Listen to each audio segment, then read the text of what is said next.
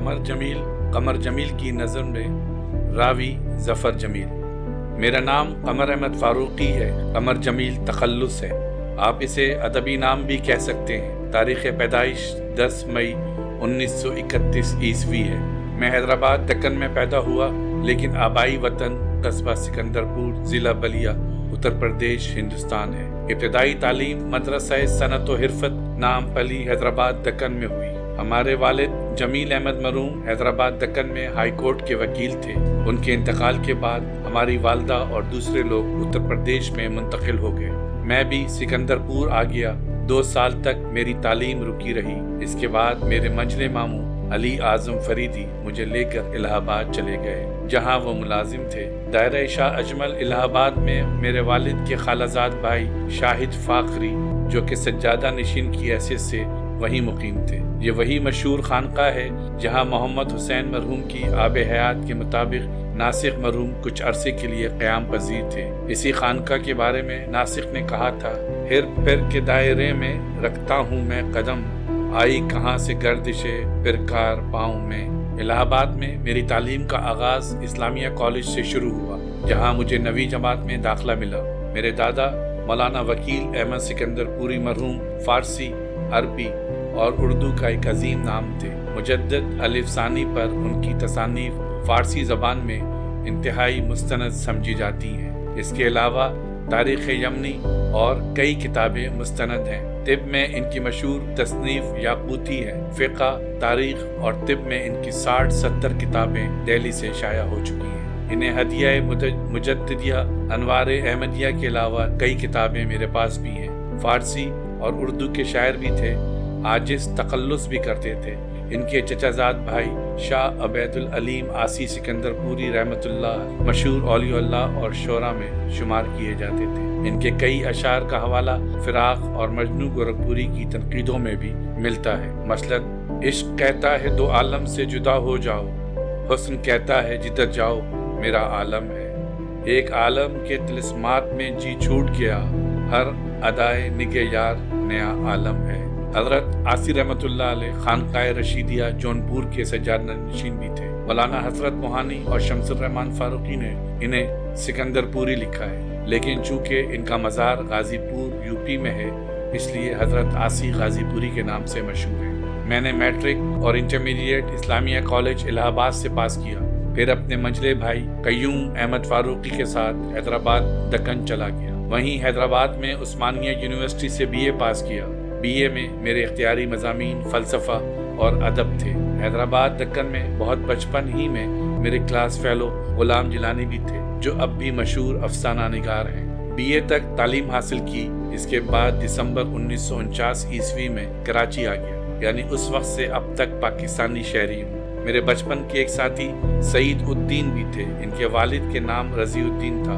انہوں نے اپنے نام کا ایک جز والد کے نام سے اور ایک جز کے ساتھ ملا کر اپنا نام سعید رضی رکھ لیا تھا۔ یہ میرے بچپن کے بہت مخلص دوست تھے۔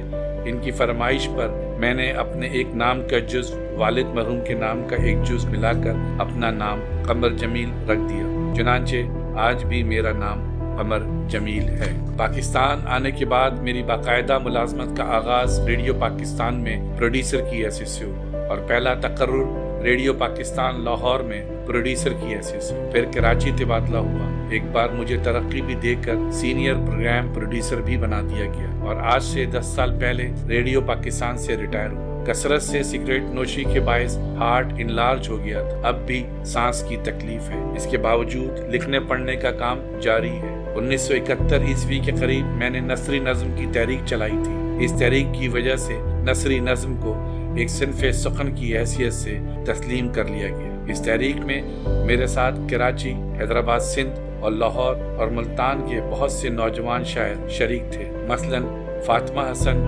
ثروت حسین، شوکت عابد، اقبال فریدی، سیما خان اورنگزئی، محمود کنور، ضمیر علی بدایونی، عذرا عباس، انور سنرائے، افضال احمد سید، جاوید احمد، احمد جاوید، سارا شگفتہ وغیرہ۔ ان میں سے بیشتر نوجوان شاعروں کی شہرت سارے پاکستان میں ہے۔ नसरी नज़्म की तहरीक के बानी की हैसियत से सारे पाकिस्तान में मुझे मुखालफतों का सामना करना पड़ा। रईस फरोग इस तहरीक में कदम ब कदम मेरे साथ थे। मेरा पहला शेरी मजमुआ ख्वाबनुमा 3 किताबों के साथ शाया हुआ, यानी मुहिब आरफी, महबूब खिज़ां और कमर जमील। इन तीनों के शेरी मजमुए इकट्ठे 3 किताबों के नाम से भी शाया हुए। इसके अलावा मेरा एक शेरी मजमुआ चहार ख्वाब के नाम से भी शाया हुआ। नसरी नज़्म की तहरीक में अब्दुल रशीद का नाम भी नुमाया है। बाद में इस नसरी नज़्म लिखने वालों में अनगिनत शायर शरीक हुए। मेरी ज़िंदगी का सबसे अहम वाक़या मेरे मंझले भाई क़य्यूम अहमद फ़ारूक़ी का इंतकाल है। ये इंतकाल इनकी ऐन जवानी में हरकत क़ल्ब बंद हो जाने से हुआ। 1998 ईस्वी में मेरी शादी कामला फरीदी से हुई। कामला फरीदी मेरे मंझले मामू अली आज़म फरीदी की साहबजादी हैं और उनकी उर्फियत शकीला है। इनसे 4 लड़के और 2 लड़कियां। लड़कों के नाम ज़फ़र जमील, आसिफ जमील, काशिफ जमील और अहमद जमील हैं। आसिफ जमील ज़बरदस्त पेंटर और मुजस्समा साज हैं। लड़कियां खदीजा जमील और नाजिया जमील हैं। मेरे सबसे बड़े भाई का नाम अमीर अहमद फ़ारूक़ी है। उन्होंने हमेशा मेरी अदब व शायरी के सिलसिले में हौसला अफजाई की है। शायरी के अलावा मुझे तनक़ीद से दिलचस्पी रही है। हम असर अदीबों और शायरों के अलावा अदब, फ़लसफ़ा और शायरी पर मेरे मज़ामीन पाकिस्तान के मुख्तलिफ रिसालों में शाया होते रहे हैं। मैंने कराची से एक रिसाला दरियाफ़्त के नाम से भी निकाला। जदीद अदब के मसाइल, ख़ास तौर पर जदीद और माबाद जदीद अदब, पोस्ट मॉडर्न लिटरेचर के मसाइल पर इदारिये लिखे हैं। ख़ास तौर पर दरीदा के डीकंस्ट्रक्शन और रिसाला दर मग़फ़रत इस्तारा बहुत पसंद किया गया। हज़्ब ज़ेल मौज़ूआत पर दरियाफ़्त और दूसरे रिसालों में मज़ामीन शाया हुए हैं। दरीदा का डीकंस्ट्रक्शन, फ़ोको का नज़रिया ताकत, काफ़का यूरोप की रोमानियत की आखिरी सरहदों पर, वजूदियत, हाइडेगर, सार्तर, काफ़का और कौमियों की वजूदियत और दूसरे मज़ामीन की किताब जो जदीद अदब के बारे में है अनकरीब शाया हो जाएगी। इस वक्त ये किताब ज़ेरे इशाअत है। इससे पहले मैंने जायज़े का एक शुमारा भी एडिट किया।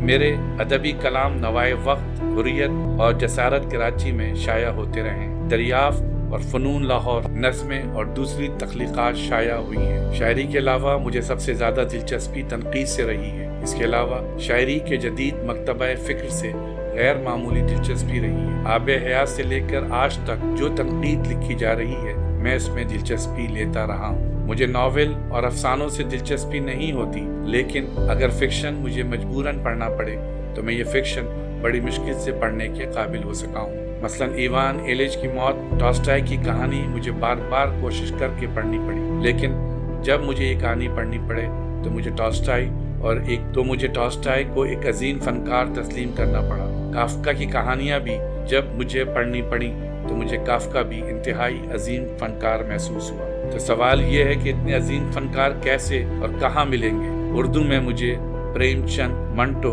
और गुलाम अब्बास भी बड़े फनकार लगे। मसलन आनंदी का जवाब नहीं, मंटो की टोबा टेक सिंह भी खूब कहानी है। बहरहाल जिस ज़माने में फ़िक्शन का मजाक डेवलप हो सकता था, मैं तस्करा गौसिया और तस्करा औलिया और इस तरह की किताबें पढ़ने में लगा रहा। किस्सा-ए 4 दरवेश और अल्फ लैला पढ़ता हूँ, लेकिन इस तरह जैसे कोई दवा का घूंट पीता है। सूफिया की करामात और मुखय्यरुल उक़ूल बातों में बड़ी दिलचस्पी होती है। मेरी ज़िंदगी में अहम और दिलचस्प वाक़यात नहीं हैं। हद ये है कि मुझे इंतहाई मिज़ाहिया वाक़यात पर हंसी नहीं आती, रोने को जी चाहता है। मसलन डॉन कोहेटे के वाक़यात पर बचपन में बहुत हंसी आती थी, लेकिन अब डॉन कोहेटे की ज़िंदगी पर भी रोने को जी चाहता है। चुनांचे मुझे सबसे ज़्यादा हंसी उन लोगों पर आती है जो मिज़ाहिया अदब लिखते हैं या मिज़ाहिया शेर कहते हैं। मसलन इनके मिज़ाहिया शेर सुनकर मैं रोने लगता हूँ। एक शायर साहब ने पूछा कि मेरा शेर तो मिज़ाहिया था, आप रो क्यों रहे हैं? मैंने इनसे कहा, क़िबला,